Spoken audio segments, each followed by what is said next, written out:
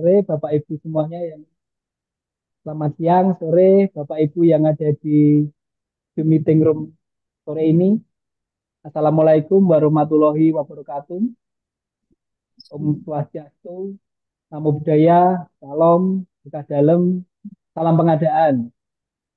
Yang terhormat Bapak Muji Santoso, selaku Direktur MSTC, Muji Santoso Training and Consulting, yang sudah memberikan kesempatan kepada saya untuk menjadi moderator pada acara kelas khusus yang sore hari ini dan kepada Prof. Muklis serta teman-teman tim MSTC serta Bapak Ibu Bu Zulhaini selaku narasumber dan rekan-rekan pelaku pengadaan yang hadir pada acara Zoom meeting eh, sore hari ini.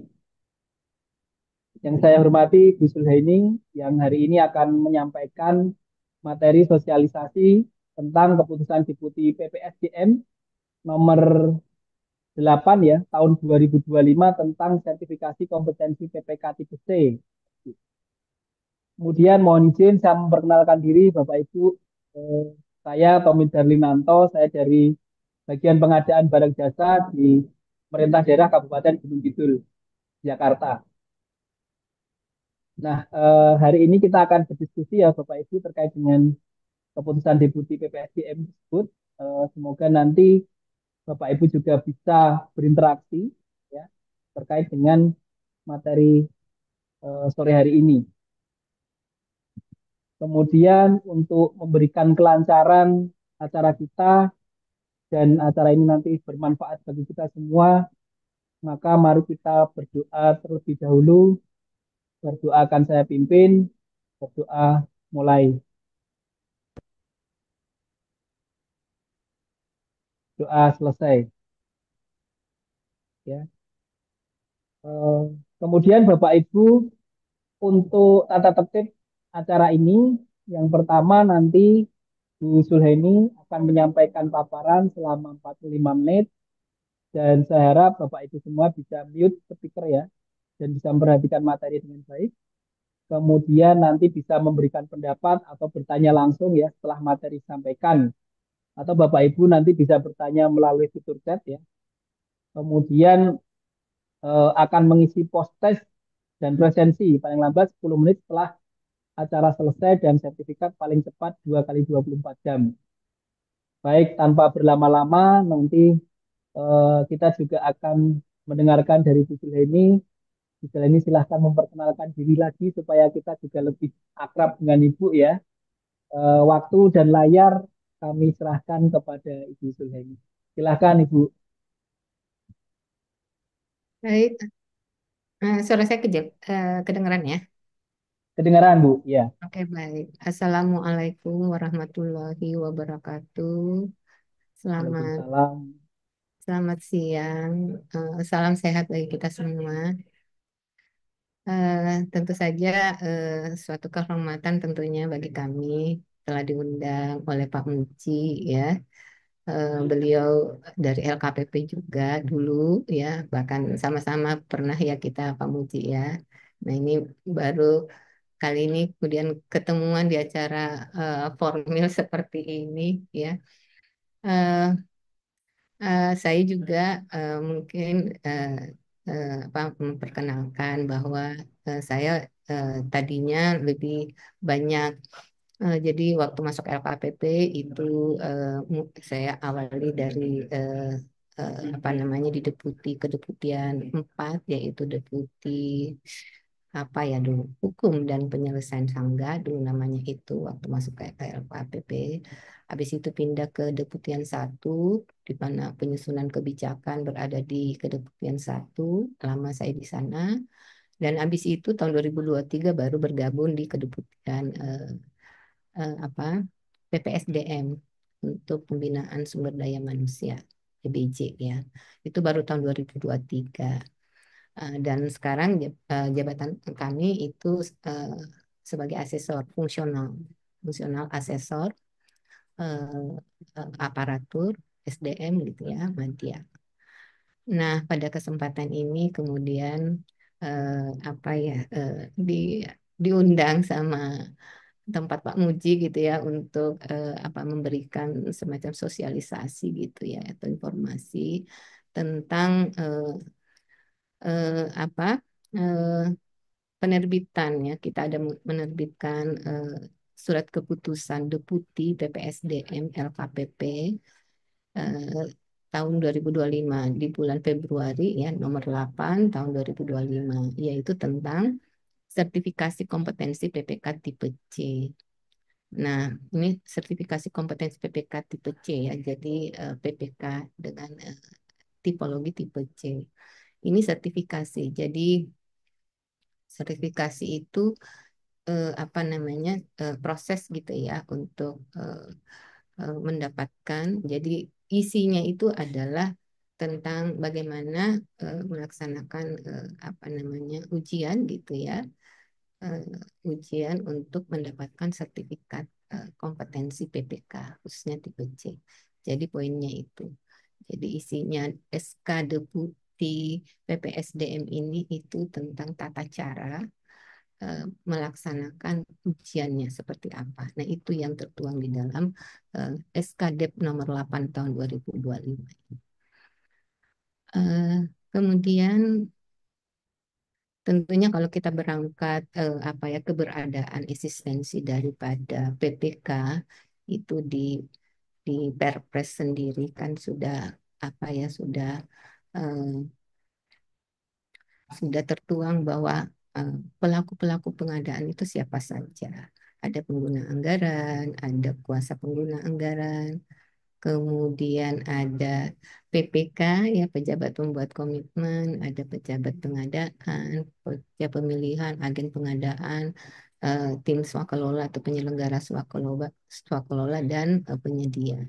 Nah, ini coba kita bedah seperti apa eh, PPK itu pejabat pembuat komitmen. Bagaimana apa mensertify pejabat pembuat komitmen. Kemudian itulah yang diatur di dalam SKDEP ya surat keputusan Deputi PPSDM LKPP nomor 8 tahun 2025 ya. Jadi tentang ketentuan sertifikasi kompetensi bagi PPK tipe C ya. Tentunya melatar belakangi daripada apa namanya penyusunan kebijakan atau SKDP ini yaitu kebijakan PPK memiliki sertifikat kompetensi itu kita juga mengacu dari aturan-aturan LKPP ya yang terkait mulai dari eh, tentang aturan tentang pelaku pengadaan barang jasa ya yang diatur di tahun 2018 ya nomor 19 ya peraturan Perlem peraturan LKPP nomor 19 atasnya ini juga sudah berubah ya. Kemudian eh, Perlem LKPP nomor 19 tahun 2019 tentang perubahan Perlem nomor 15 tentang pelaku pengadaan. Di situ ada di pasal 6 ya, itu salah satunya persyaratan untuk ditetapkan sebagai PPK itu kemudian memiliki sertifikat kompetensi. Ini tentunya juga inline di Perpres tadinya ya yang 2018 itu juga ada. Nah, kemudian diterjemahkan dalam peraturan LKPP ya tentang pelaku pengadaan khususnya menjelaskan tentang PPK. Nah, itu menuliskan kembali bahwa PPK itu memiliki sertifikat kompetensi. Ya. Kemudian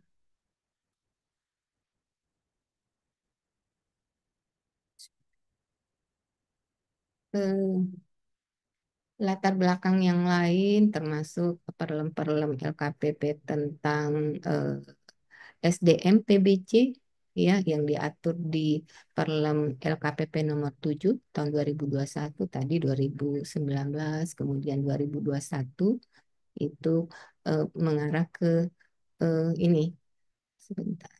Oh, ini Perlem nomor 7 tahun 2021 tentang SDM di situ mengatur tentang pengelola fungsi, jadi sumber daya pengelola fungsi, ini JF, itu juga wajib memiliki kompetensi. Kemudian tentang personil lainnya, ya, Di Perlem 7 juga ada mengatur. Nah, kebetulan PPK ini masuk dalam kelompok personil lainnya. Jadi kita mengelompokkan yang namanya PPK, eh, pejabat pengadaan dan Pokmil, ya Pokja pemilihan, yaitu masuk kategori personil lainnya untuk yang di non KLPD. Jadi PP dan Pokmil itu di non KLPD itu kita masukkan kategori personil lain bersama dengan PPK. Kenapa? Karena eh, kalau di KLPD tentunya kita tidak mengenal personil lainnya untuk Pokmil dan PP karena mereka itu adalah fungsional PPBC, ya.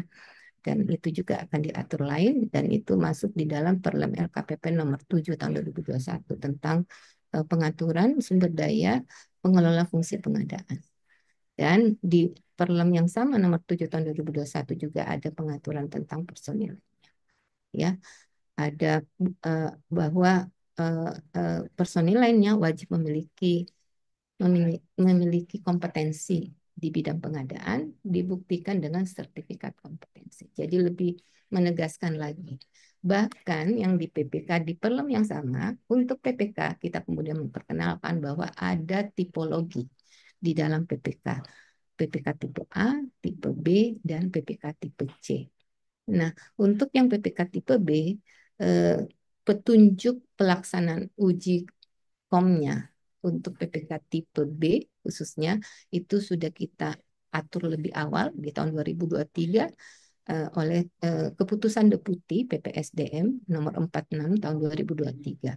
Itu tentang Juklak, bagaimana melaksanakan uji kom PPB uji kom PPK tipe B itu tahun 2023. Kemudian tahun 2025 ini kemudian kita akan apa namanya kita telah menerbitkannya dan SK Deputi nomor 8 tahun 2025 tentang ini sertifikasi PPK tipe C, ya. Nah, itu kira-kira yang melatar belakangi. Kemudian maksud dan tujuan keputusan Deputi nomor 8 tahun 2025 tentunya ini kita akan gunakan ya di penyelenggaraan sertifikasi PPKC kemudian menjadi acuan ya bagi kami di LKPP termasuk di apa unit-unit yang untuk sumber daya pengelola fungsi pengadaan ya. Jadi lebih ke situ bagaimana kita melaksanakan uji kom untuk PPK tipe C-nya. Itu maksudnya dan tujuannya itu adalah penyusunannya ya. Eh, Kepdep PPSDM untuk PPK tipe C. Kemudian kira-kira kalau kita membedah isinya ya ada poin penting yang eh, kita coba identifikasi ya.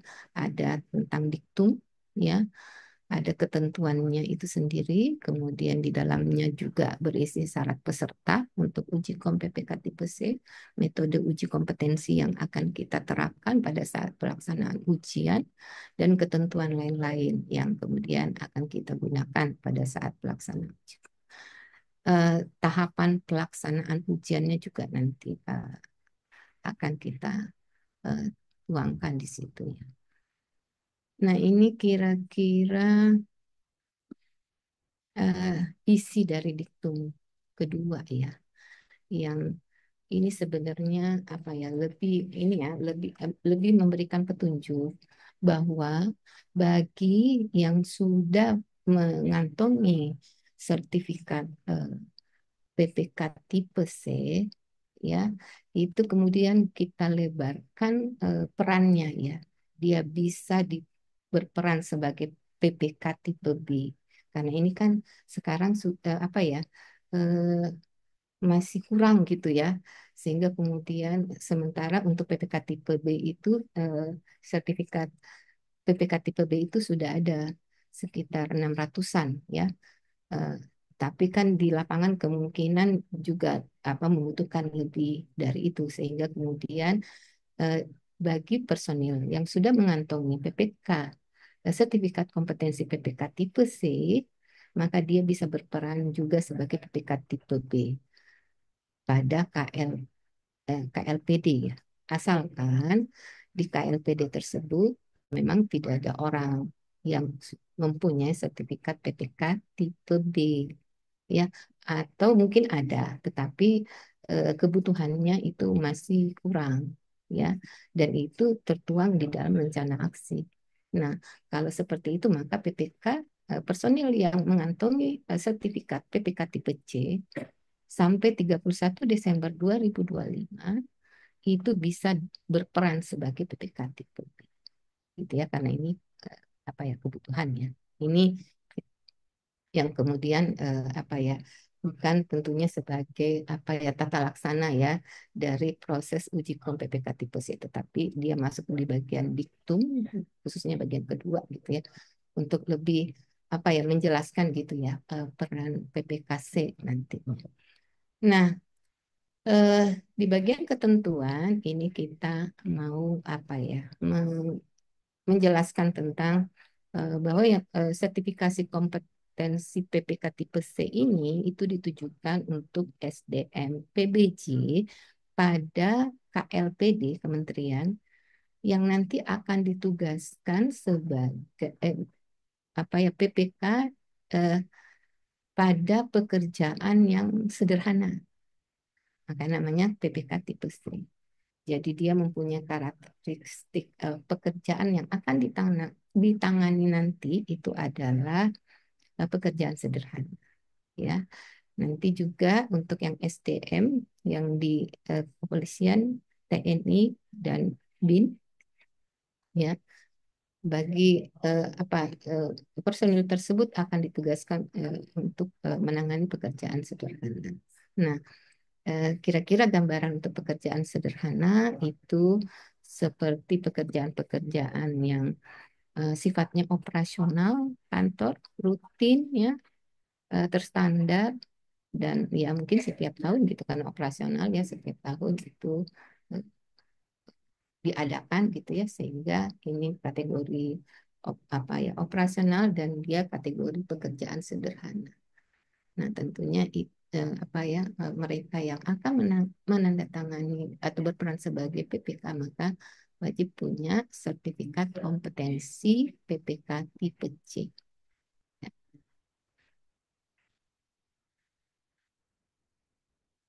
Nah, eh, apa persyaratannya ya untuk menjadi peserta ujian? Ya, kita membutuhkan surat tugas dari instansi bagi yang nanti metode ujinya tes tertulis, ya. Nanti kita lihat ada berbagai, ada dua macam ya apa namanya, metode uji, ya. Jadi persyaratan peserta surat tugas, dari sisi pendidikan kita minta ijazah ya, paling rendah S1 atau D4. Kalau misalnya mungkin apa namanya, bukan di S1 tetapi golongannya sudah golongan 3A atau yang disetarakan dengan golongan 3A, biasanya kita jumpai personil-personil yang non KLPD seperti di kepolisian ya, kepolisian atau TNI ya. Kemudian syarat administrasi lainnya yaitu sertifikat dasar atau sertifikat level 1. Ya, jadi sudah punya sertifikat, kemudian SK pengangkatan PPK ya. Ini untuk peserta yang mungkin ya eh, sudah berpengalaman sehingga ada kita minta SK-nya gitu ya sebagai persyaratan, atau ada surat rekomendasi dari pimpinannya yang menyatakan bahwa peserta tersebut akan ditugaskan sebagai PPK tipe C. Ini yang kemudian juga bisa mempercepat proses untuk masuk ke uji kompetensi, ya. Kemudian juga ada persyaratan persyaratan portofolio. Portofolio ini dapat berupa eh, dokumen yang memuat pengalaman kerja sebagai PPK, ya, dokumen hasil kerja tentunya ya. Jadi selain SK PPK itu ada dokumen pengalaman kerja, kemudian sertifikat kelulusan pelatihan PPK bisa berupa apa, masuk dalam kategori portofolio juga. Nah, kalau sudah pelatihan PPK tentunya ada dokumen-dokumen hasil pelatihan ya yang diselesaikan pada saat proses pelatihan. Nah, itu menjadi bagian daripada portofolio peserta peserta uji ya. bukan sebagai apa namanya PPK gitu ya, tapi untuk peserta ujian dalam rangka apa sertifikat ingin mendapatkan sertifikat PPK di PC ya. Ini untuk syarat peserta. Kemudian kalau kita coba mengimplementasikan antara persyaratan dengan metode metode uji ya. Ini kalau di sisi kanan kita eh, lihat ya, metode ujinya itu sebenarnya cuma dua ya. Ada verifikasi portofolio berdasarkan data SPSE, ada apa ini?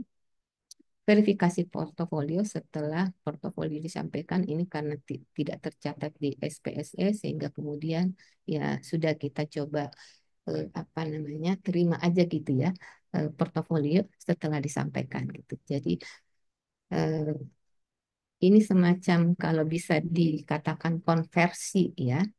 Jadi berdasarkan portofolio kemudian langsung kita konversi tidak melalui ujian ya. Jadi verifikasi portofolio kemudian apa namanya eh, peserta yang lulus pelatihan gitu ya sudah punya sertifikat pelatihan kemudian punya pengalaman tercatat di dalam SPSE itu langsung kita semacam konversi. Itu kita lakukan dengan menarik data yang ada di SPSE. Nah, bagaimana kalau misalnya yang tidak tercatat? Biasanya kalau pembelian-pembelian apa ya kecil gitu ya. Nah, itu langsung gitu sehingga perikatannya itu tidak tercatat ya di dalam apa SPSE. Nah, itu juga kita ladeni. Silakan menyampaikan gitu ya portofolionya, SKPPK-nya, mungkin perikatannya juga sampaikan ke kami. Nanti kemudian kita lakukan verifikasi. Ya, verifikasi portofolio. Kalau misalnya sesuai, maka nanti kita akan terbitkan sertifikat kompetensi PPK-nya. Ya, ini untuk yang kondisi bahwa peserta tersebut itu sudah eh, mempunyai sertifikat kelulusan pelatihan PPK tipe C. Saat ini itu kita punya data ya eh, eh, ada 26 27 ribuan ya apa personil yang sudah mempunyai sertifikat kelulusan pelatihan PPK tipe C ya. Dan yang apa namanya ini coba kita menarik data mengcombine dengan data PPK yang ada di dalam SPSE. Kalau dia berpengalaman tentunya ya tercatat di dalam SPSE. Ada paketnya, tentunya tercatat dalam SPSE. Ini kemudian kita lakukan konversi. Akan menerbitkan sertifikat kompetensi PPK tipe C ya. Nanti akan kita kirimkan ke email yang Bapak Ibu cantumkan di dalam akun PPSDM pada saat pelatihan ya. Itu kan Anda diberi akun, nanti di dalamnya itu kan ada emailnya ya. Nah, itu sertifikatnya nanti itu kita masukkan ke sana. Jadi silakan gitu ya, ngecek gitu ya emailnya. Karena saat ini kita sudah lakukan konversi dan sudah sertifikat sudah ditandatangani. Sertifikat kompetensi itu kan ditandatangani oleh deputi ya. Dan yang kondisi seperti ini sudah ada dari eh, apa eh, eh, eh, yang punya pengalaman PPK tahun 2024 itu kita coba tarik datanya dari 27 ribu itu yang tahun 2024 kita tarik datanya itu ada 9 ribu ya dan sekarang yang sudah ditandatangani untuk sertifikat kompetensi PPK-nya itu sekitar nanti ada di bawah itu sekitar 700-an mungkin ya sampai saat ini. Nah, itu konversi yang belum tercatat dalam SPSE, kami berharap ada informasi ya eh, mungkin mungkin bisa kalau misalnya bisa ditempuh dengan mencatatkan paketnya itu di SPSE itu sangat membantu. Jadi kita tinggal lihat aja di buka aja di SPSE kita tinggal narik data. Tapi kalau kemudian itu agak susah dilakukan maka kami menunggu nih data dikirimkan oleh apa namanya instansi mungkin ya atau peserta, instansi peserta untuk dikirimkan ke kami. Ya, nah ini yang eh, skema yang pertama mungkin saat ya kategori pertama ini kalau kita lihat ada tiga gitu ya skema. Verifikasi metode ujinya verifikasi Porto ada dua ya tercatat dalam tidak tercatat dalam SPSE. Kemudian untuk peserta yang mempunyai sertifikat kelulusan pelatihan PPK tipe C, tapi mungkin sertifikatnya itu sudah didapatkan di tahun 2023 sampai tahun 2024 akhir itu apa ya eh, belum pernah ditunjuk jadi PPK gitu ya sehingga dianggap kategori belum berpengalaman ya. Nah, ini untuk mendapatkan bagi peserta tersebut ya untuk mendapatkan sertifikat kompetensi PPKC-nya maka dia harus melalui metode ujian verifikasi portofolio dan tes tertulis. Jadi ada ujian tulisnya ya di samping kita akan melakukan verifikasi portofolio karena belum berpengalaman ya tapi dia sudah punya sertifikat pelatihan PPK tipe C. Nah, ini metode ujinya adalah tes tertulis ya silakan nanti apa ya instansi bisa melalui jalur instansi ya peserta ataukah mungkin apa namanya ya mungkin dari instansi gitu ya atau BKP BKP apa itu Badan BKPPD, Kepegawaian BKP SDM ya SDM ya ya. ya bisa lewat situ ya. Nah, nanti kita lakukan apa verifikasi foto dan ujian tes tertulis ya. Eh, Kemudian nah bagi yang ini nih apa namanya belum punya sertifikat pelatihan ya eh, bisa nggak mendapatkan sertifikat eh, sertifikat kompetensi PPKC. Nah, kalau yang seperti itu ya bisa. Kalau berpengalaman PPK, ya punya pengalaman PPK, maka kita langsung usulkan aja nanti kita jadwalkan untuk eh, ikut ujian tulis. Jadi verifikasi Porto. Jadi karena dia berpengalaman, tentunya dia udah punya Porto ya. Ada SKPPK-nya dan ada dokumen perikatannya, ya perikatannya pada saat apa ya transaksi gitu ya untuk pengadaan sederhana. Nah, ini kita verifikasi Porto, cuma checklist seperti itu ya. Eh, yang periksa bukan asesor, cukup admin ya, dan mereka ikut kita jadwalkan untuk ujian tulis ya. Jadi eh, belum punya sertifikat pelatihan PPK tipe C, tapi sudah memiliki sertifikat level 1 gitu ya. Nah, itu bisa berpengalaman, ya silakan nanti untuk mendapatkan sertifikat PPKC-nya itu bisa dengan lewat ujian tulis. Ya, kemudian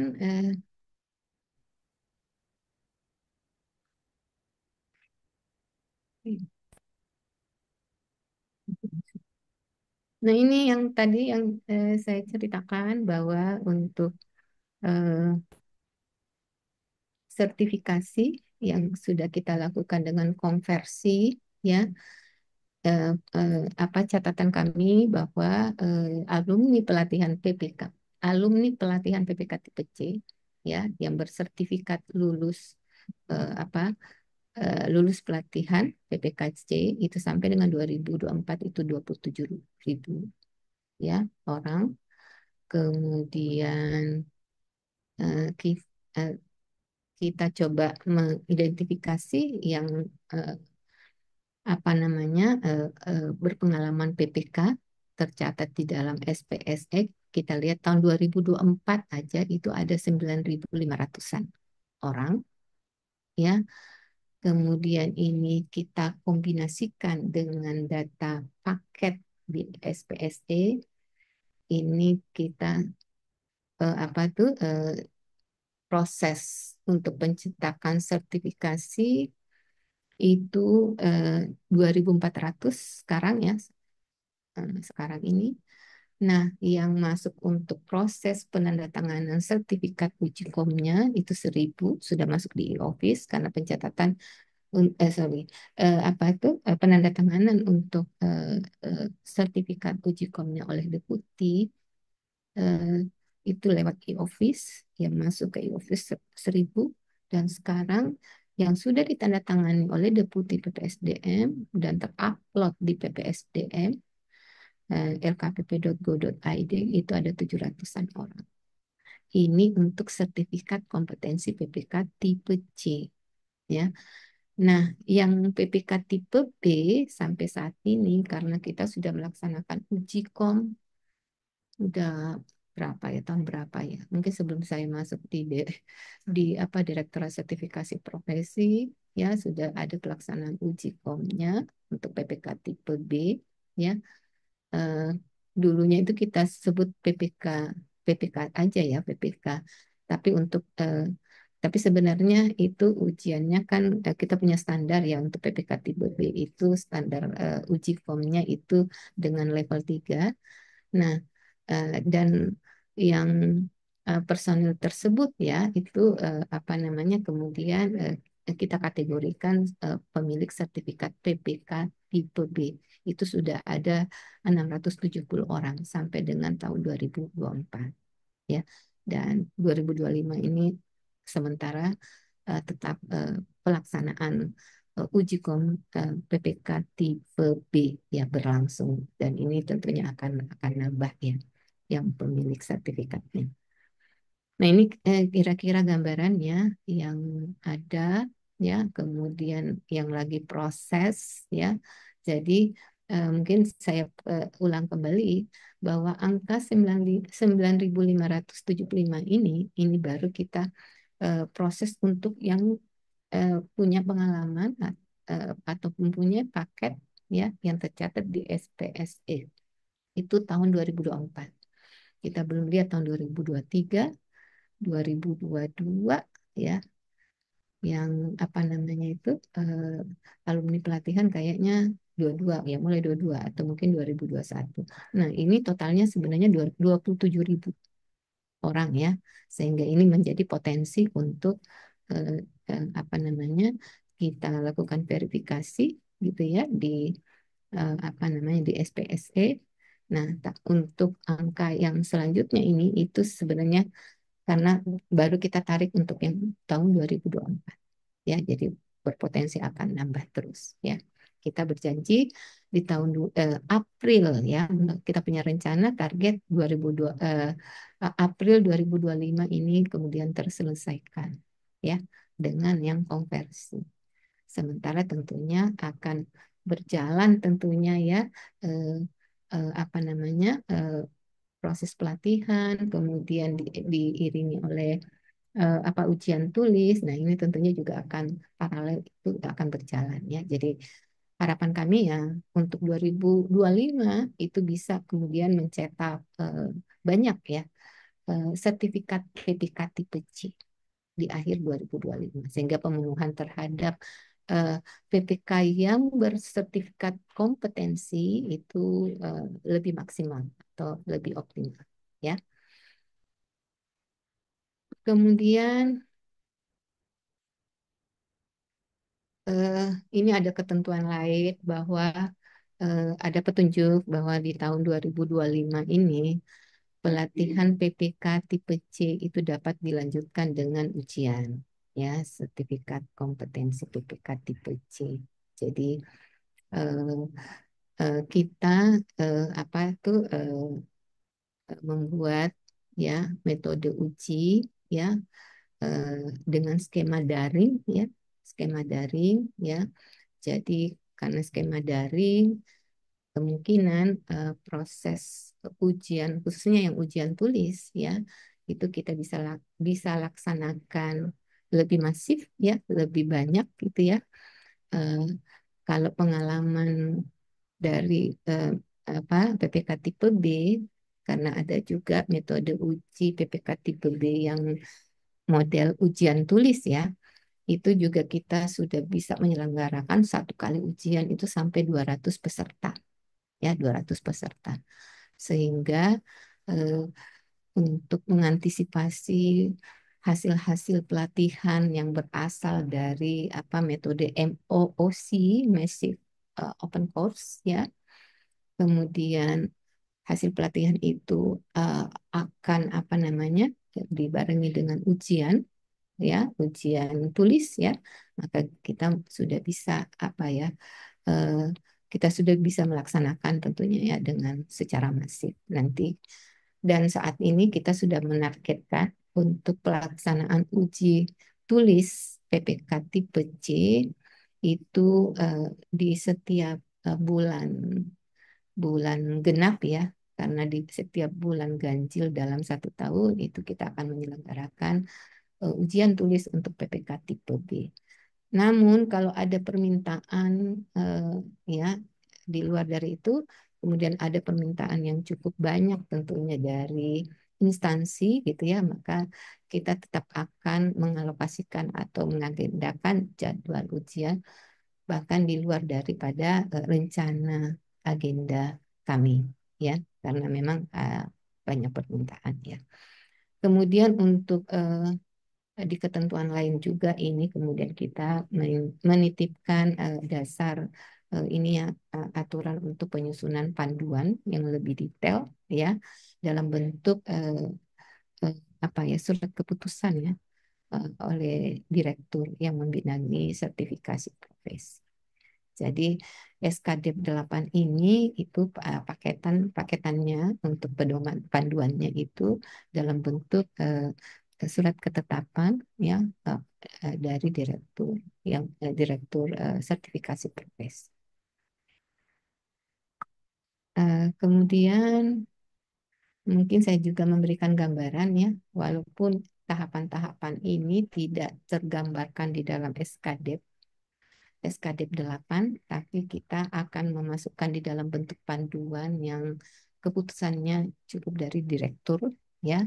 Nah, ini kira-kira gambarannya bahwa eh, permohonan, jadi kalau ada yang apa ya instansi yang mengusulkan untuk melaksanakan uji kom, kita berharap surat permohonan itu H-20 ya. Kemudian supaya kita bisa mengatur ya jadwal-jadwal gitu ya, jadwal tentang eh, apa pendaftaran ya, kemudian kapan peserta tersebut yang diusulkan itu mengirimkan dokumen-dokumen syarat ujian, kemudian dari DSP, dari admin kita melakukan verifikasi terhadap dokumen-dokumen persyaratan yang dikumpulkan ya oleh peserta, barulah kemudian di hari H itu pelaksanaan ujian tulisnya ya.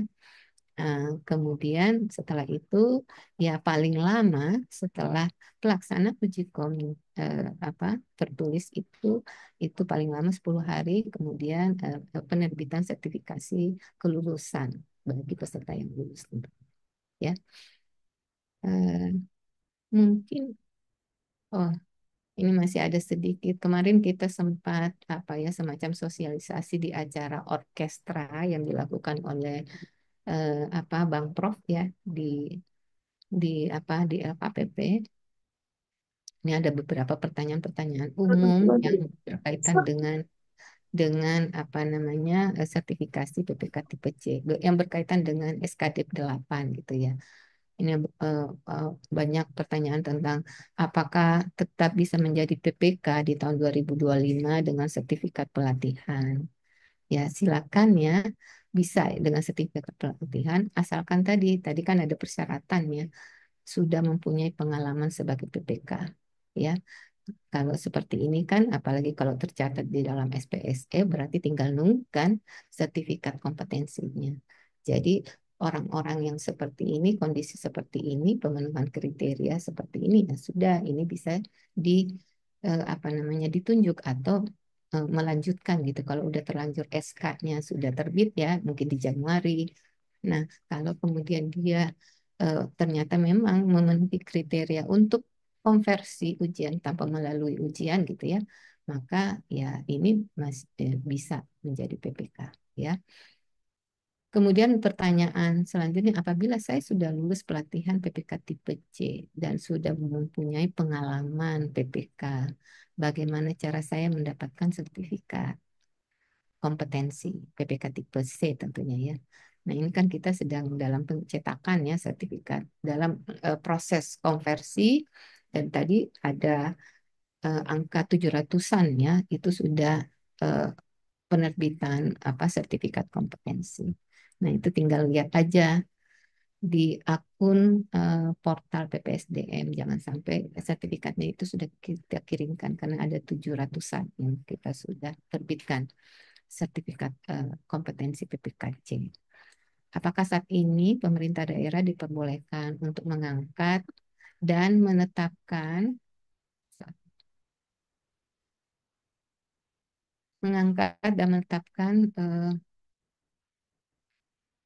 PPK tipe C dari personil lain yang memiliki sertifikat pelatihan? Ini boleh ya, ya.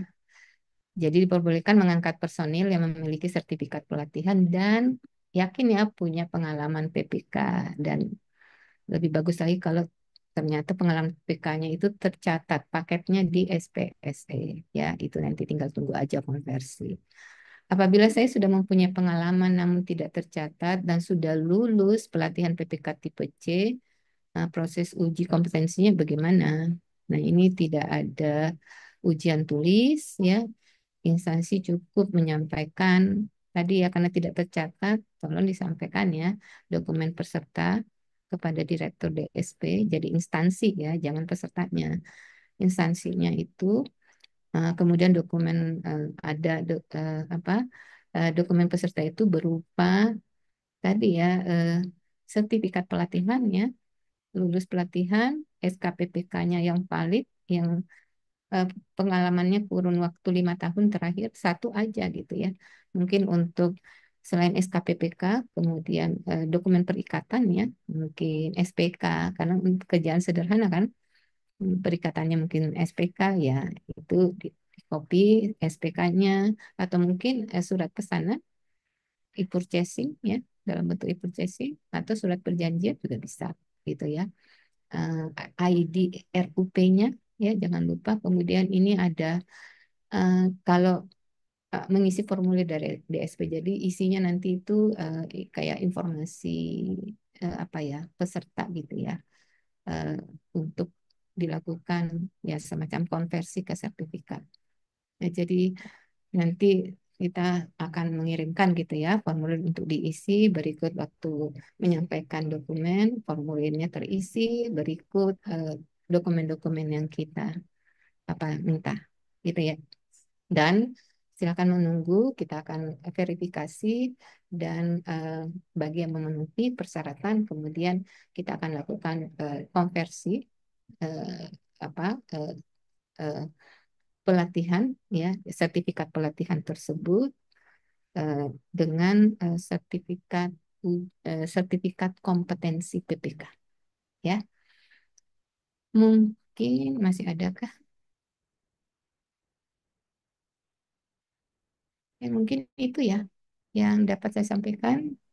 Silakan saya kembalikan ke Pak Tommy ya, siapa tahu ada teman-teman atau peserta yang ingin menanyakan atau penjelasan ya.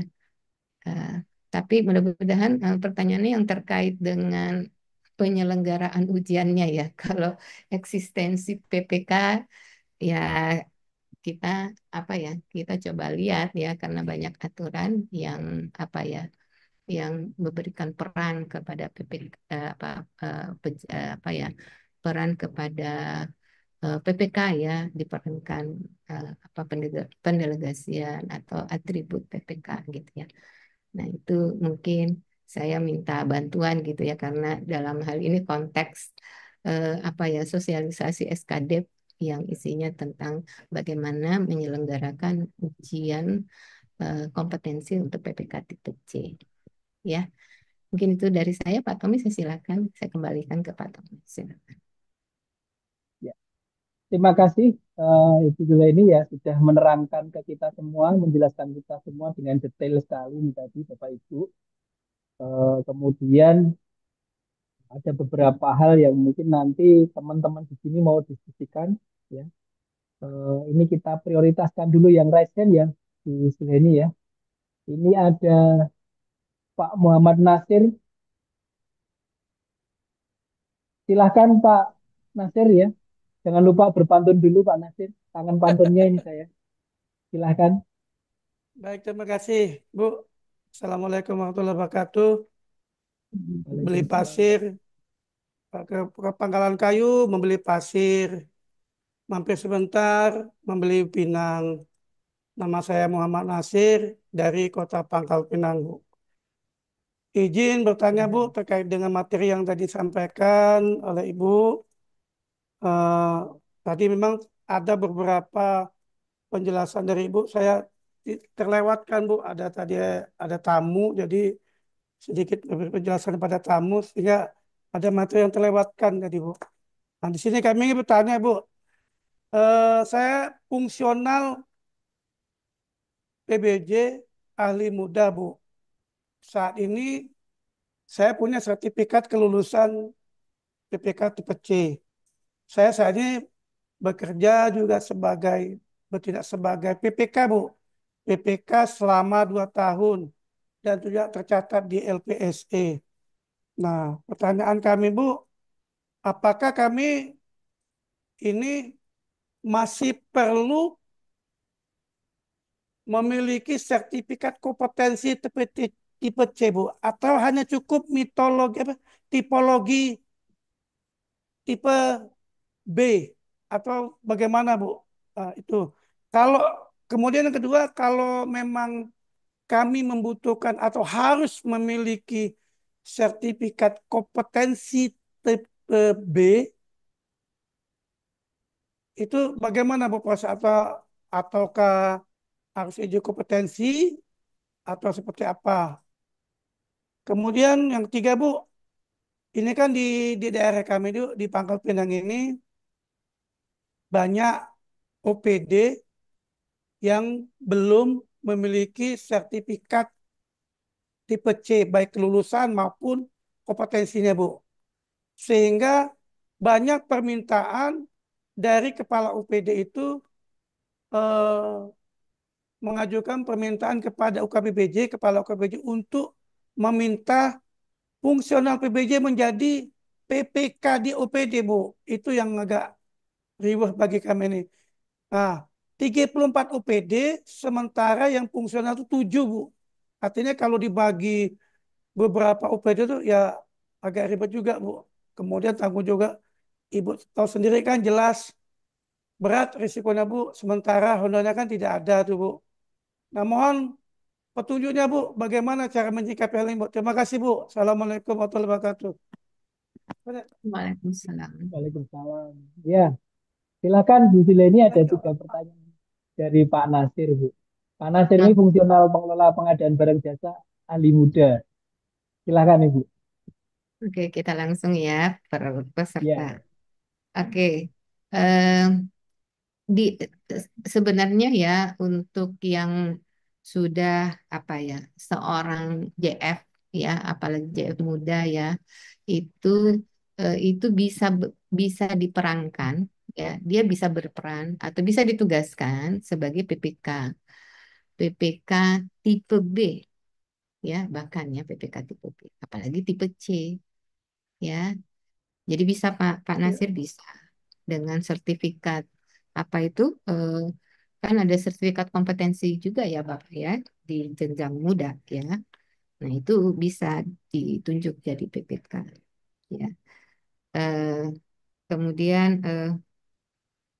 apa namanya? Kalau misalnya Bapak masih butuh ya untuk sertifikat kompetensi PPK ya. Sebenarnya kan dengan bermodal sertifikat kompetensi JF ya, Bapak udah bisa berperan sebagai PPK. Tapi kalau oh, ternyata juga Pak Nasir masih mau, ya siapa tahu nanti kan sudah nggak seneng gitu jadi JF, ya pindah ke struktural, ya kan? Nah, pindah ke struktural, ya berarti kan Bapak harus punya sertifikat Sertifikat. PPK kalau mau Iya, ditugaskan gitu. iya. Nah, untuk menjaga-jaga itu ya bisa apa namanya eh, apa proses ininya sertifikat PPK-nya ya. Eh, karena Bapak sudah punya apa namanya ya terserah mau PPK tipe C atau mau PPK tipe B ya. Tergantung tadi kan ada kriteria persyaratan ya Pak ya. Eh, apa Berarti, namanya apalagi Bapak kan sudah punya sertifikat kelulusan PPK, sertifikat kelulusan pelatihan ya PPKC. iya, Ah, iya. ah.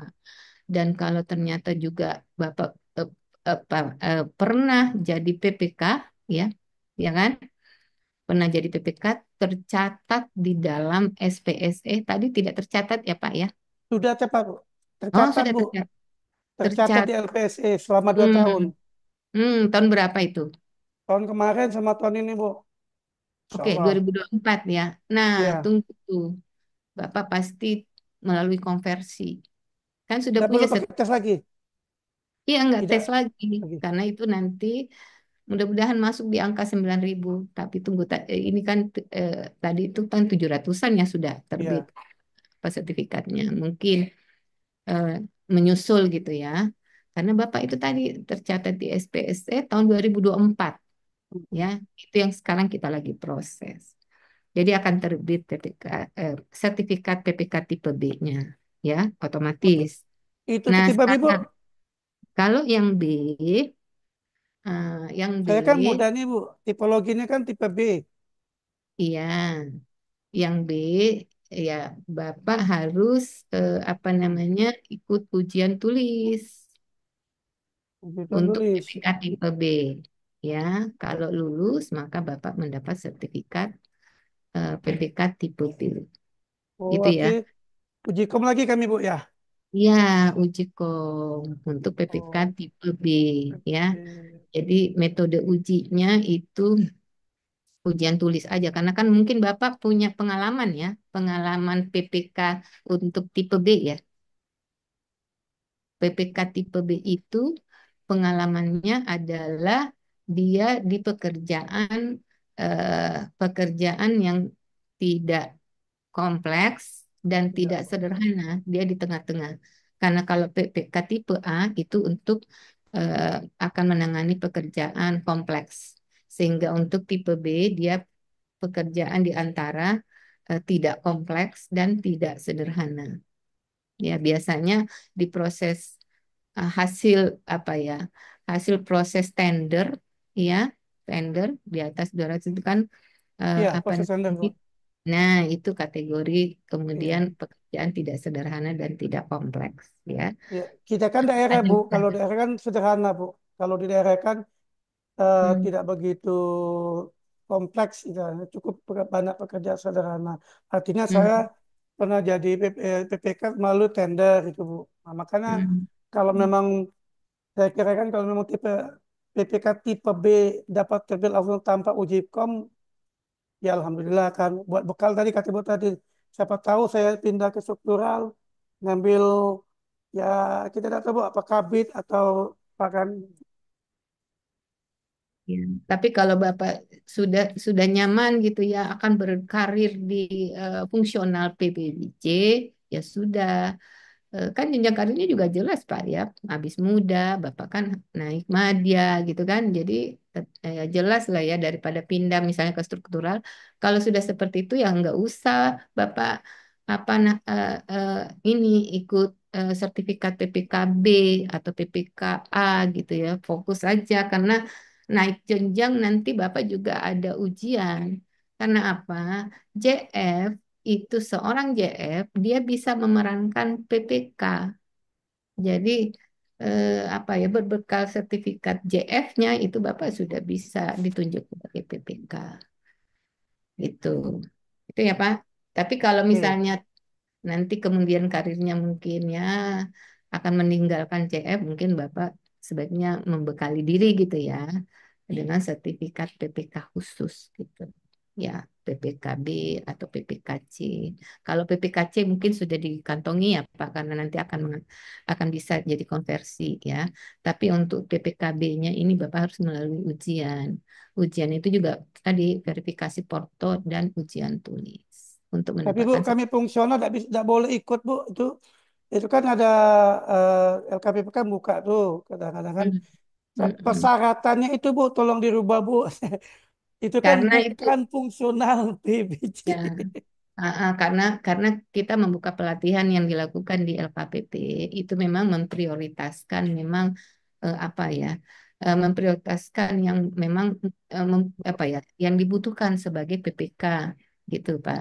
Karena kalau kalau seorang JF makanya ini kita apa namanya ya menomorduakan yang kita utamakan yang memang akan memang benar-benar apa ya akan memerankan PPK tipe apa ya memerankan PPK gitu sehingga ya tadi begitu Bapak seorang JF ya ya mungkin nanti dulu lah karena JF tanpa sertifikat PPK-nya kan bisa diperankan oleh seorang JF itu mungkin kira-kira atau mungkin Bapak mau ikut jalur apa itu yang LPP BJ ya ya silakan. Tapi kalau yang lewat puslat LKPP itu kita punya kriteria khusus karena memang kita mengutamakan gitu ya, yang skala prioritas. Gitu Pak Nasir. Makasih Bu penjelasannya Bu. Oke. Terima Semoga kasih. berkah dan sehat selalu. Terima kasih Pak Hmm. moderator yang ganteng. Ya, Terima kasih. terima Assalamualaikum kasih Pak warahmatullahi Nasir. wabarakatuh. Terima kasih. Waalaikumsalam. Sudah terjawab semua ya Pak Nasir ya. Alhamdulillah. Oke, baik selanjutnya Pak Rahmat Dirham. Silakan Mas Rahmat Dirham. Assalamualaikum warahmatullahi wabarakatuh. Waalaikumsalam warahmatullahi Ya, wabarakatuh. Silakan. bisa kedengaran suara saya kedengaran jelas Pak Tommy? Kedengaran jelas jelas. Oh iya iya. Baik, Assalamualaikum warahmatullahi wabarakatuh. Izin Hmm. memperkenalkan diri, nama saya Rahmat Dirham, biasa dipanggil Dirham. Saya Javung juga, eh, pengelola pengadaan barang jasa, ahli muda. Saya dari bagian pengadaan barang jasa, Sekretariat Daerah Kabupaten Mimika, Papua Tengah. Bu Heni, ini saya mau tanya terkait PPK tipe C ini.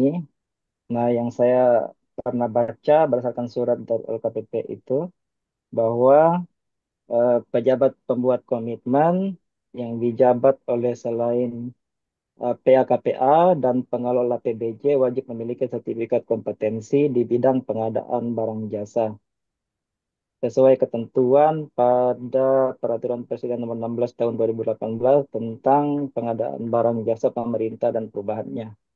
Nah, ini Bu, saya mau tanyakan karena eh, kami di sini kan kadang kepala OPD itu selaku pengguna anggaran biasanya mengangkat PPK Mandiri. Nah, dan ternyata kalau kami hitung PPK yang punya sertifikat kompetensi PPK tipe C itu belum banyak di tempat kami sih Bu. Nah, eh, jadi kebanyakan kepala OPD itu mengangkat PPK Mandiri tapi hanya mempunyai sertifikat dasar atau level 1. Nah, itu kira-kira menyikapinya bagaimana, Bu? Apakah ini bi- bisa atau bagaimana? Mohon penjelasan, Ibu. Apakah memang harus wajib sertifikat kompetensi PPK tipe C atau bagaimana kami menyikapinya kalau misal ada PA yang mengangkat PPK Mandiri tanpa punya sertifikat kompetensi PPK tipe C. Itu yang pertama, Bu. Yang kedua, terkait PPK tipe B. Bu, kalau bisa ditambahlah kuotanya, Bu, untuk yang apa ini eh, pelatihan PPK tipe B yang diadakan oleh apa ini LKPP karena peserta terbatas Akhirnya teman-teman yang sebagai PPK itu kan nggak bisa ikut semua. Mungkin ada yang selain itu Bu, selain dari yang LKPP adakan, mungkin itu Bu sementara. Terima kasih. Assalamualaikum warahmatullahi wabarakatuh. Baik, terima kasih. Silakan Bu Heni, Heni Oke, untuk menanggapi. langsung. Oke, langsung ya. Saya Ya nggak Bu, tahu. Ya, baik. Terima kasih Pak. Siapa tadi? Muhammad Dirham. Dirham. Pak Dirham. Dirham. Ya, Dari Mimika ya Pak ya? Mimika ya Kan? Bu. Ya, Bapak kan seorang apa ya?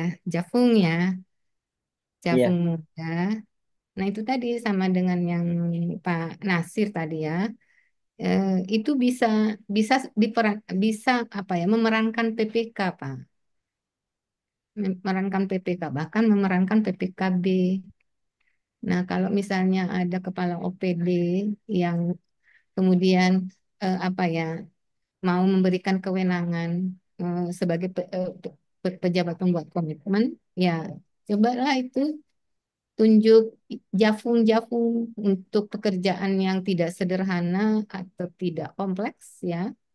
Nah, itu coba tunjuk jafung yang apa namanya, jafung muda apalagi. Dia bisa berperan sebagai PPK tipe B itu.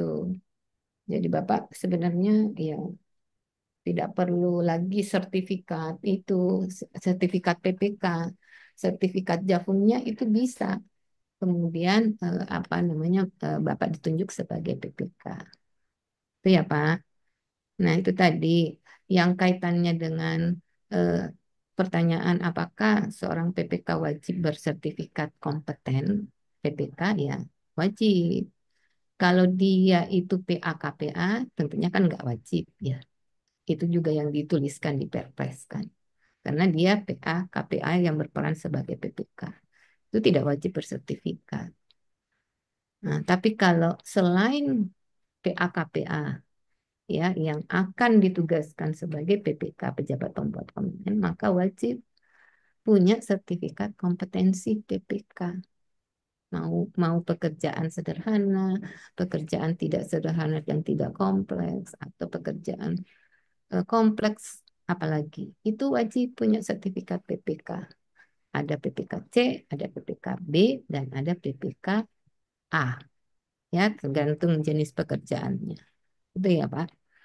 Nah, tapi kalau di daerah kemudian ternyata apa ya, peran PPK dilakoni oleh PA atau KPA, ya sudah, itu kemudian kita tidak mewajibkan karena memang ada aturannya, gitu ya. Eh, Cuman ya kita sarankan bahwa ya punya lah kompetensi gitu ya.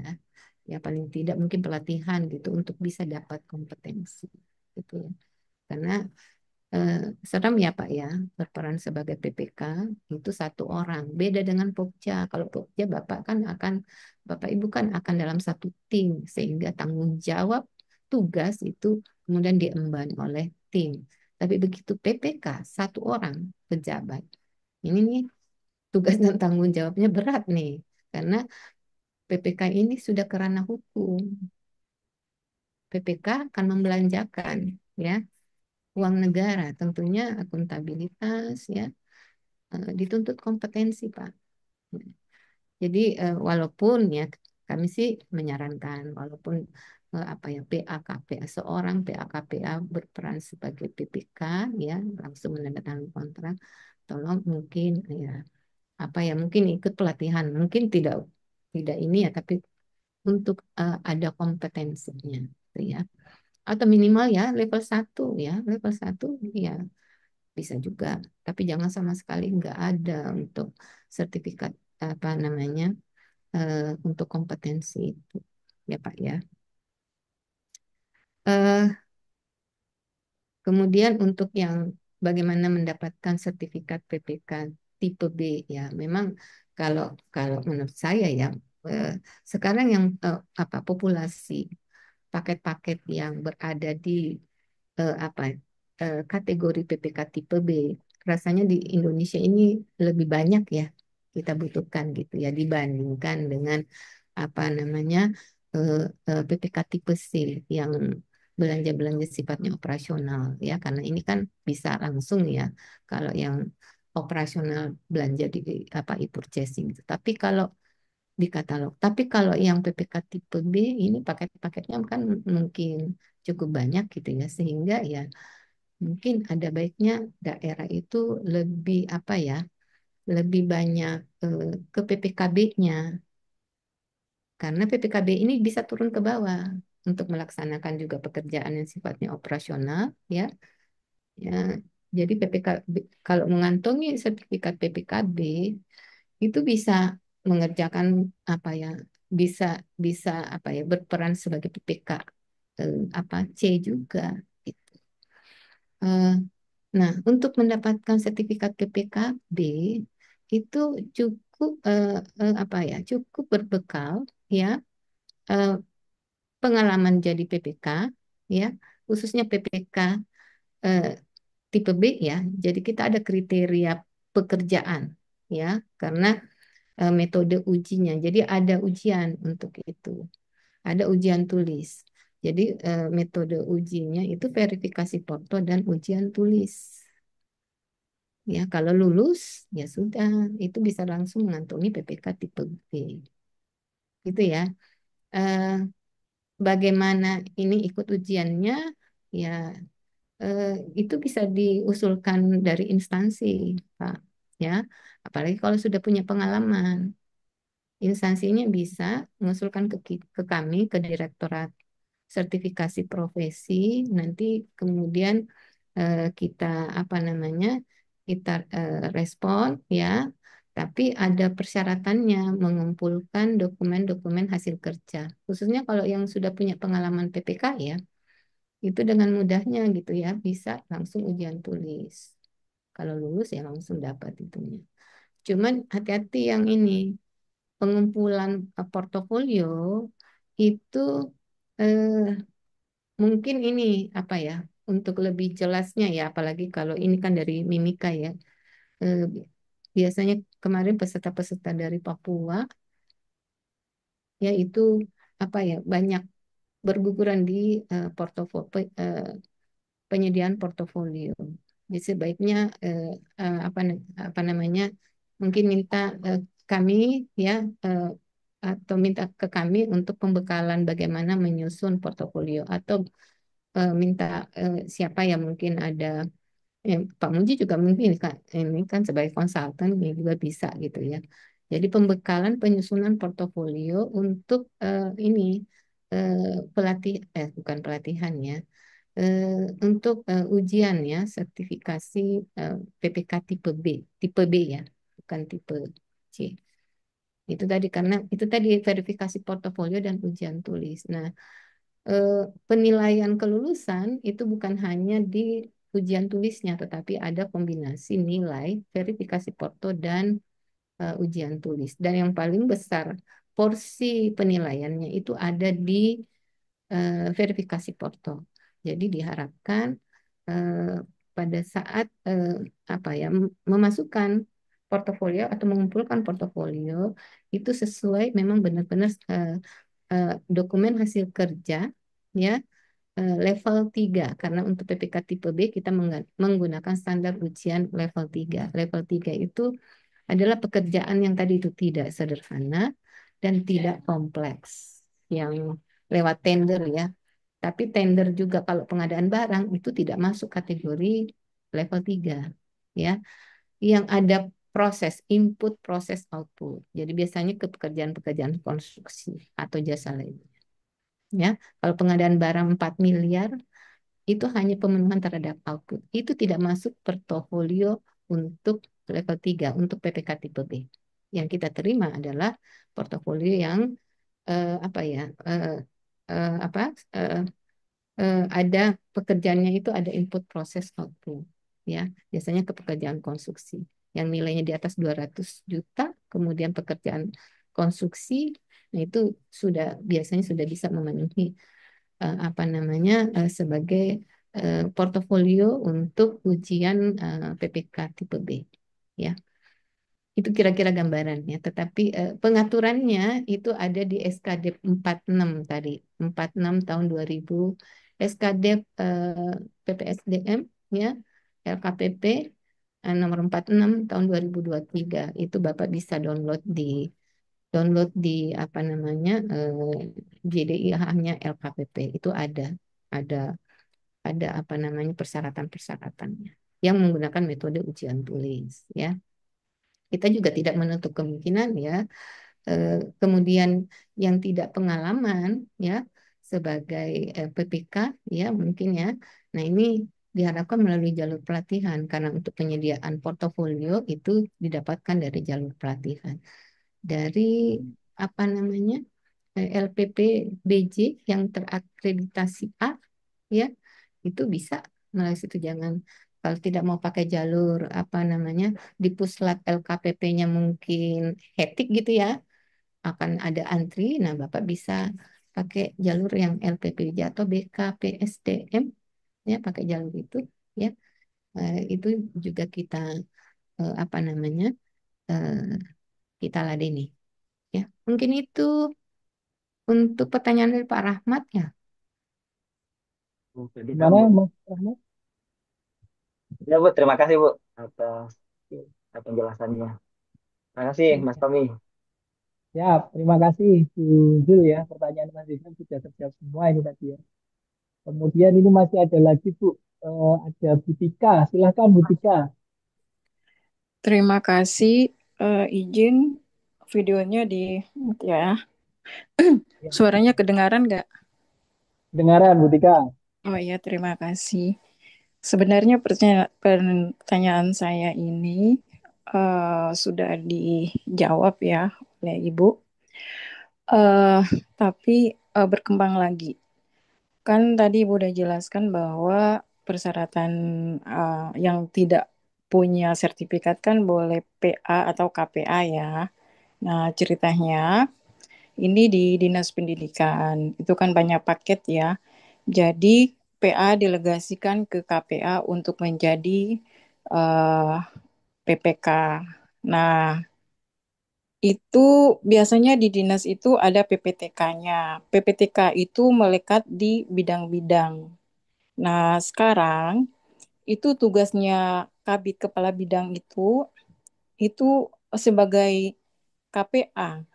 Jadi merangkap jadi PPK begitu. Kalau di daerah, kalau si KPA-nya sudah menjadi PPK, terus yang jadi PPTK ini bagaimana ya? Maksudnya pendapat teman-teman ini Ibu. Terus yang kedua, untuk eh, PPK memang tanggung jawabnya agak miris banget. Karena kekurangan SDM, akhirnya PA atau KPA diharuskan menjadi PPK.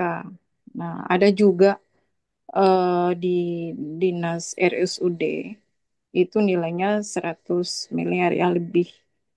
Itu eh, yang jadi PPK-nya adalah kepala RSUD-nya yang notabene kan belum pengalaman tentang PPK itu seperti apa gitu. Terus di Dinas Pendidikan juga yang menjabat sebagai PPK ini kan belum pengalaman ya. Karena berbicara tentang PPK ini bukan wilayah administrasi saja yang kita pertanggungjawabkan, tapi secara teknisnya di lapangan seperti apa prosesnya itu tanggung jawabnya paling besar sekali terkait dengan ranah hukum.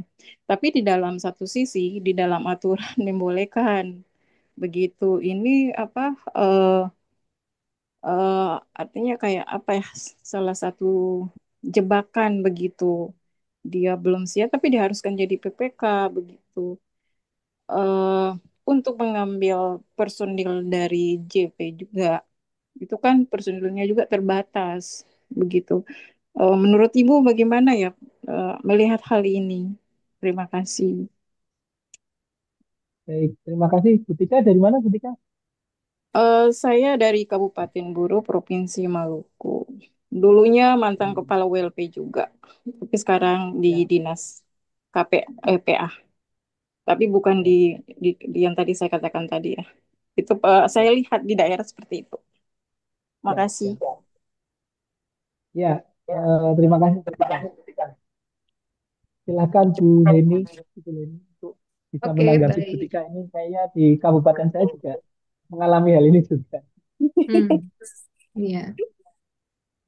Jadi memang kalau kita apa merujuk ini ya ada undang-undang, ada PP ya kan dan ada Permendagri bahkan untuk daerah ya. Itu kan Ya, kemudian kan ya seorang PA atau KPA gitu ya. Itu kemudian bisa ya menandatangani kontrak ya, kontrak ikatan gitu kan.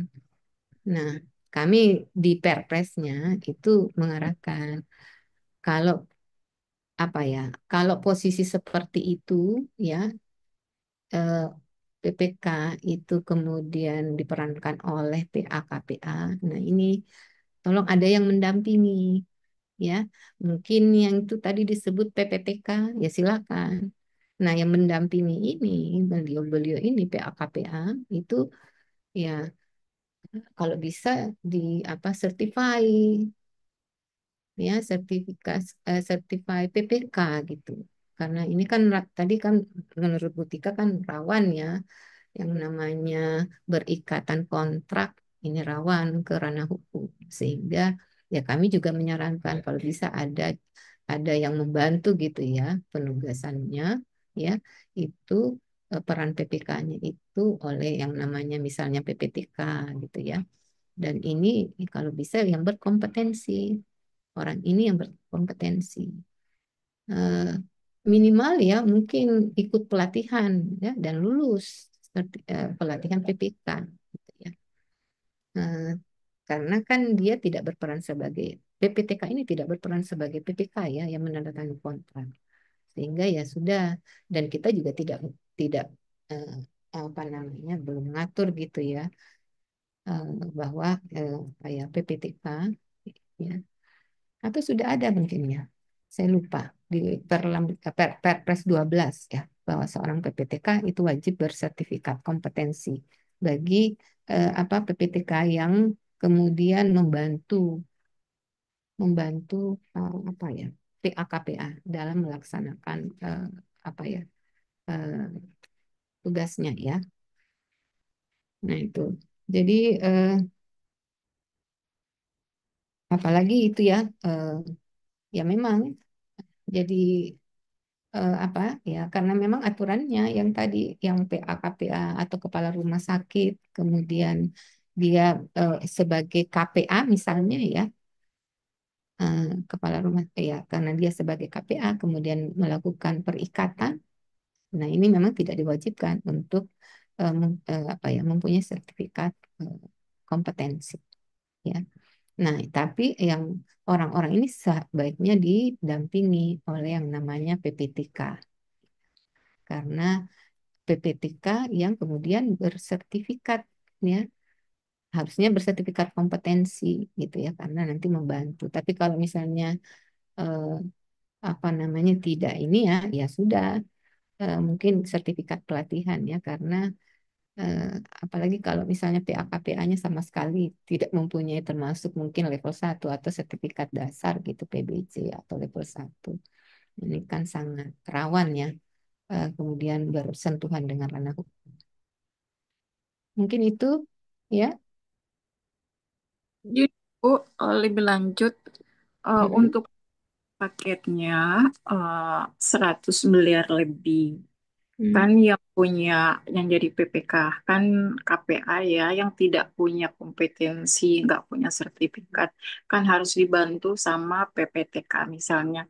Nah, apakah PPTK-nya itu boleh lebih dari dua atau tiga? Masalahnya pekerjaannya kan nilai paketnya eh, apa tinggi ya, besar, terus kompleks.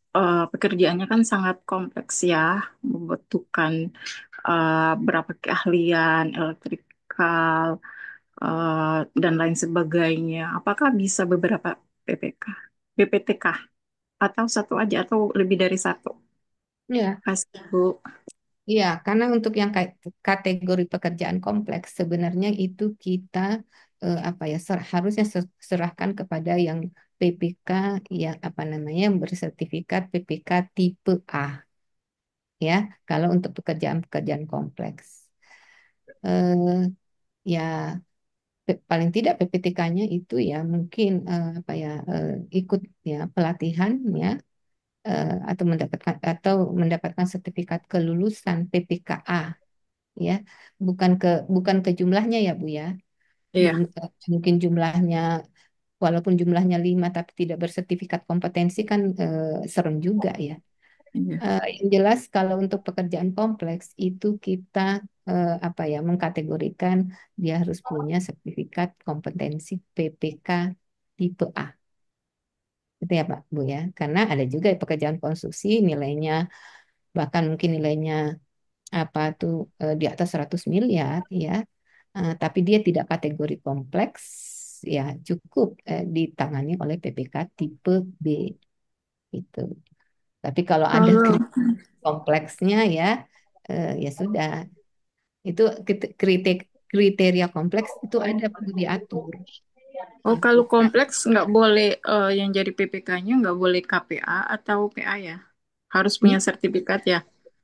bisa Bu, bisa. Kalau Oh bisa. kemudian bisa dia PA atau KPA gitu ya, Iya, posisinya atau jabatannya sebagai KPA, dia mau melakukan perikatan atau berperan sebagai PPK, kan aturannya boleh kan di iya. apa? Permen 77. Iya, iya Permendagri Mendagri 77. itu kan juga dari PP-nya kan, PP-nya juga Iya, mengatur di atasnya PP juga ada undang-undang. Ya silakan. Cuman kita aja di bagian Perpres itu kemudian iya. memperingatkan ya, karena ini Benar. menyerahkan ke ranah hukum ya Iya, setuju, Bu. sebaiknya gitu ya. Tapi untuk Iya, kewajibannya tentunya juga Perpres juga tidak bisa ini ya tidak bisa ngapa-ngapain karena undang-undang PP di atas Perpres itu kemudian kan tidak ada statement menyatakan bahwa wajib bersertifikat seorang PAKPA gitu. iya. Oke. Iya, Bu. Sudah jelas, Bu. Itu yang menjadi apa ya, miris banget buat PPK. Ya, Bu, sudah jelas semuanya, Ibu. Terima kasih atas pencerahannya. Terima kasih. Terima kasih, Bu Ika. Terima kasih, Ini Pak Moderator. ada presiden yang terakhir nih, Bu, dari Pak Edi Saputra. Silakan Pak Edi.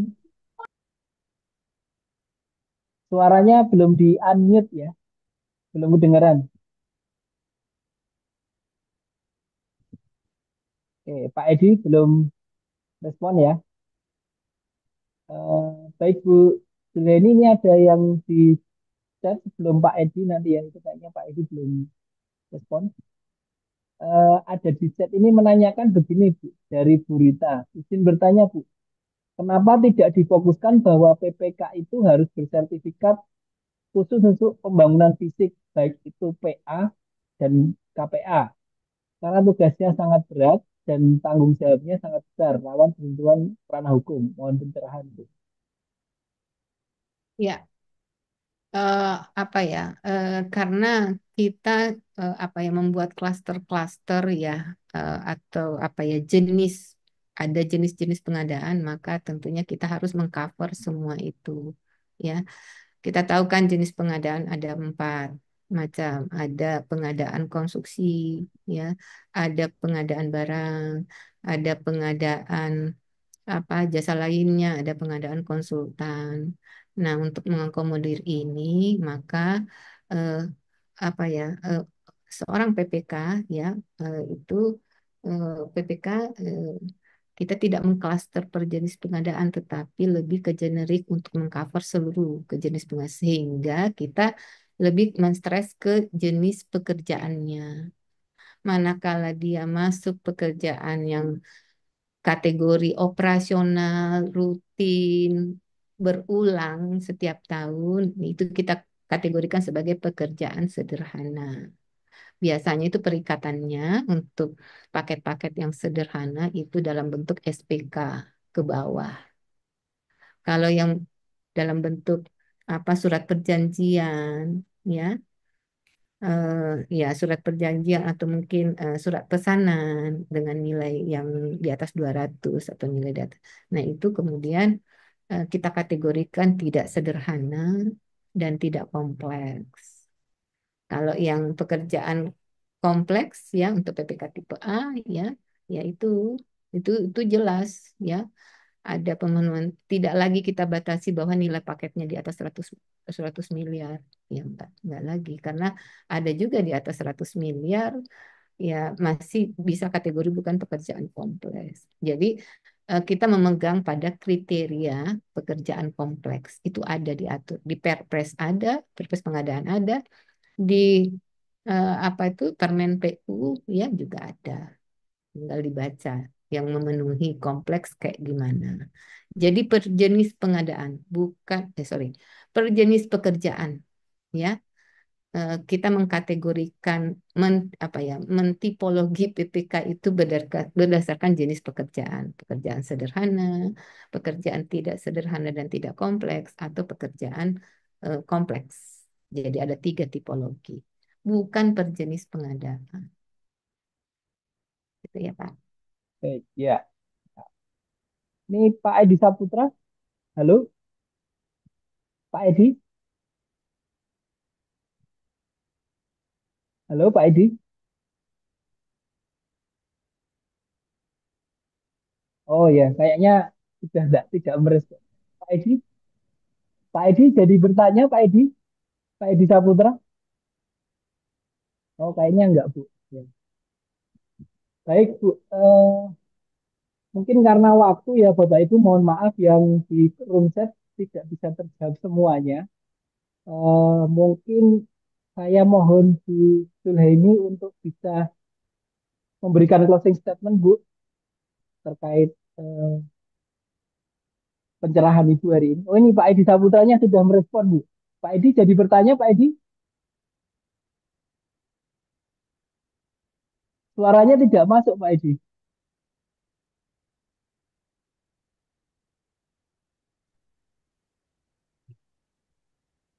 Halo, Pak Edi.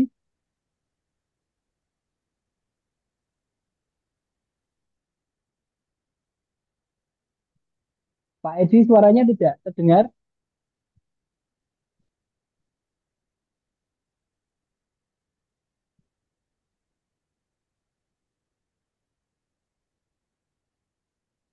Oke ya,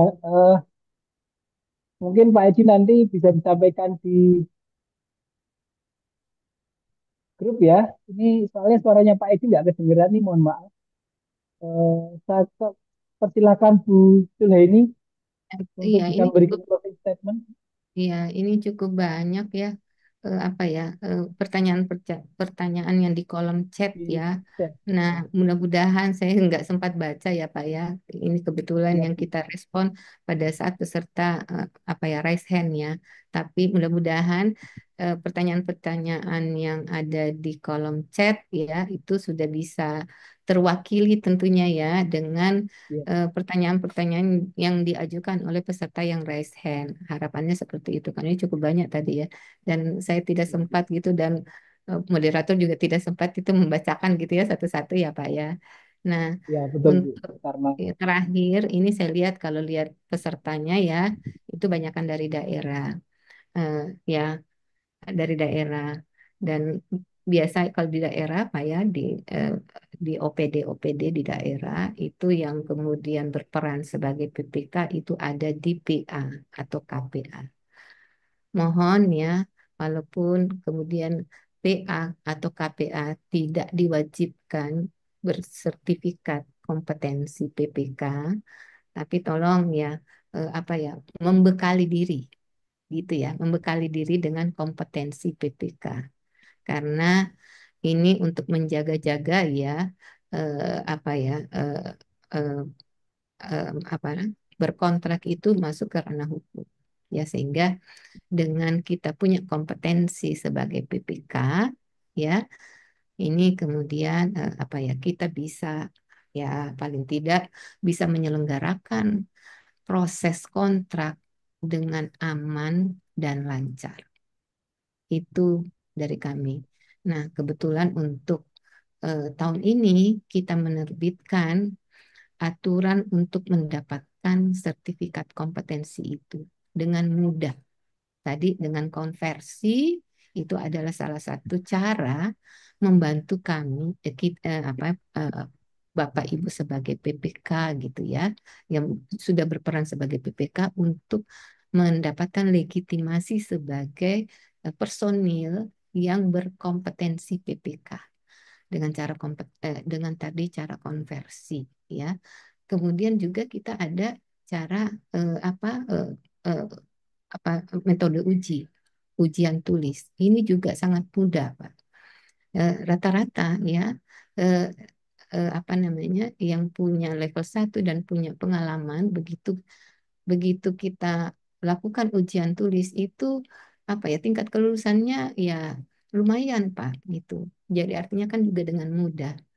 Nah, kalau kita sudah mendapatkan legitimasi ya eh, berkompeten sebagai PPK, kan dalam penyelenggaraan pelaksanaan kontrak kita bisa merasa lebih lebih aman ya, lebih nyaman gitu karena kita sudah punya pengetahuan tentang penyelenggaraan kontrak. Itu poinnya. Jadi walaupun ya Bapak Ibu yang berperan sebagai PPK adalah seorang PA, KPA yang kemudian berdasarkan aturan tidak mewajibkan punya sertifikat kompetensi PPK, tapi coba deh apa ya eh, menyadari gitu ya, karena ini eh, apa ya tugas sebagai PPK ini sangat bersentuhan dengan ranah hukum. Jadi kami menyarankan eh, paling tidak ini ya apa ya tahu gitu ya proses pelaksanaan kontrak ya. Nah, itu tentunya kita bisa dapatkan dari pelatihan ya atau mungkin dengan ujian gitu ya yang kemudian uji kompetensi yang kemudian kita terlegitimasi sebagai punya ilmu eh, kompetensi sebagai PPK. Itu saja dari saya, Pak Tony. Ya, baik. Terima kasih Bu Julheni. Eh, Tadi closing statementnya ya, baik pun nanti Bapak Ibu eh, PA maupun KPA ini memang sebaiknya punya kompetensi PPK walaupun secara apa Perpres maupun dan Permendagri tidak mewajibkan punya kompetensi PPK ya Bu. Sepakat Bu Julheni. Baik, selanjutnya saya mohon Pak Muji ada yang mau disampaikan. Ya, terima kasih Pak Tommy, Bu Zuleni.